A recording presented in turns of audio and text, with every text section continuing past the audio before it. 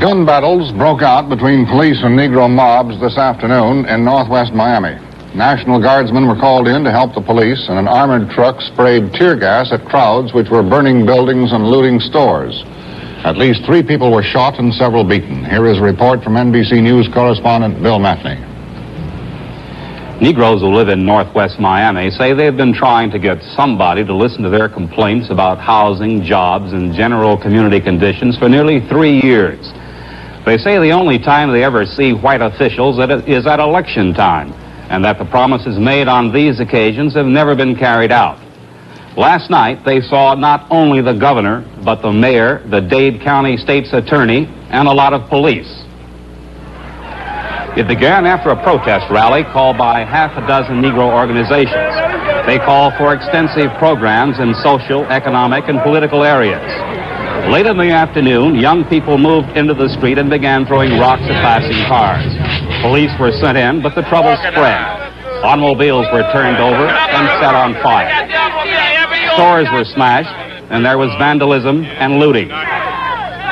Governor Kirk of Florida, Miami Mayor Stephen Clark, and the head of the SCLC, the Reverend Ralph Abernathy, came in and asked the crowd to cool it. By midnight, with nearly 100 arrested and 10 injured, it quieted down. This afternoon, the trouble began again. A fire was touched off on a supermarket roof. Gunfire broke out and 2 people were wounded. 2 Miami Negro leaders went into the area and asked the crowds to cool it. They were told it would be quiet only when the police left. A semi-trailer truck stalled at an intersection and a firebomb was thrown under it, setting it on fire.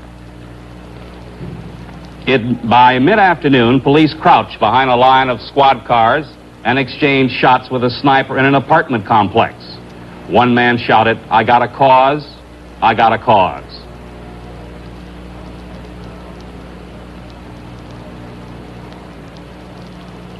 Police were driven from one street by a crowd throwing bottles and chunks of concrete.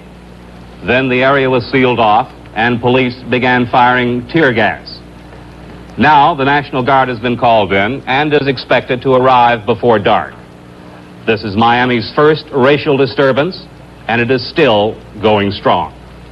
Bill Matney, NBC News, Miami. Violence erupted again today in a predominantly Negro section of Miami, several miles across Biscayne Bay from this convention hall, and apparently not related to the convention. It followed a less serious disturbance last night, and CBS News correspondent Bert Quint was on the scene when today's outbreak occurred. From a CBS News helicopter, you could see how rough things were getting as Miami's first real racial trouble in years escalated into a major disturbance. Mobs of Negro youths protesting about low employment and demanding that white police leave their neighborhood continued to hurl rocks, bottles, and firebombs for the second day. Despite efforts by police and some Negroes in the area called Liberty City to keep the lid on, there were a number of exchanges of fire between police and rioters, and a number of small businesses went up in flames. National Guard troops were called into action as the neighborhood became a small battlefield. Authorities imposed a 6 p.m. curfew on the area. This is how the action looked as we saw it from the ground.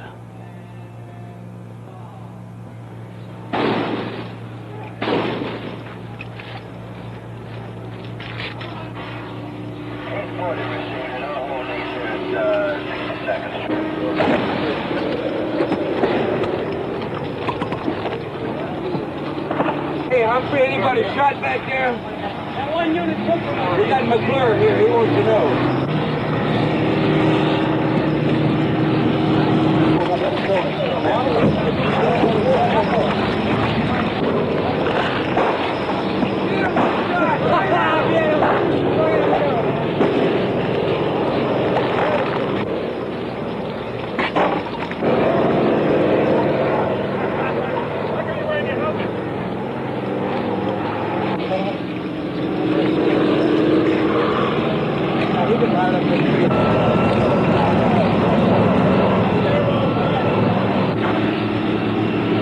As night fell, the trouble continued.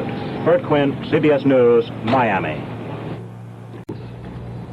Good evening. The Republican candidate for President of the United States picked a man to run for Vice President of the United States here today But even that historic event is overshadowed tonight by the racial disorders that have broken out in the city of Miami.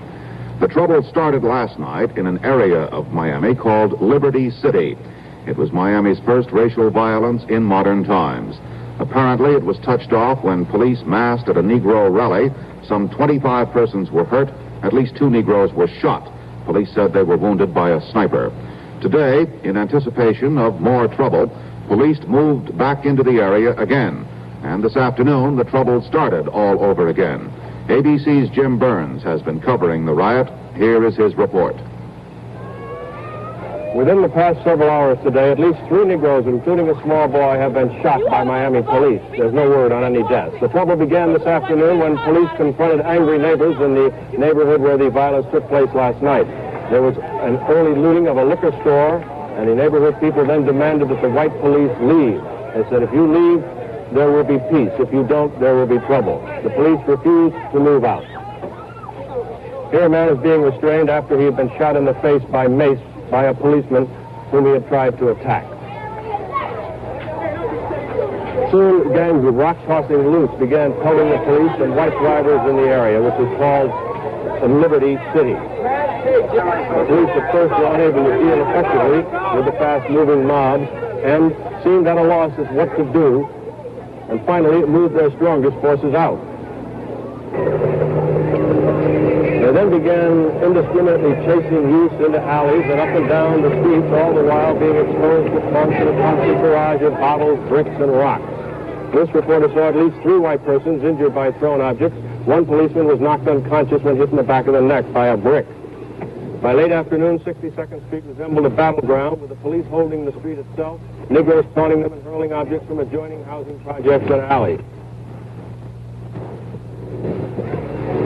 As the battle grew heavier, an armored car was brought into play by the Miami police and was used as a command post.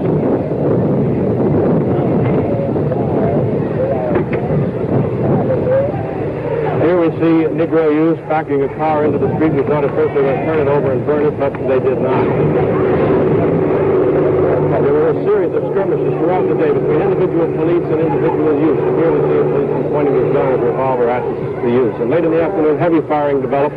There were reports of sniper shots at the police, and the police, who seemed to be very jittery, kept firing shotguns and carbines into the air. Here's that armored truck we were talking about. The worst incident occurred about 4:30 when police firing into a housing project where they reportedly had encountered sniper fire. Tonight, the National Guard is expected to move into the area. There were reports that it would be there by late afternoon. This is Jim Burns, ABC News, Miami.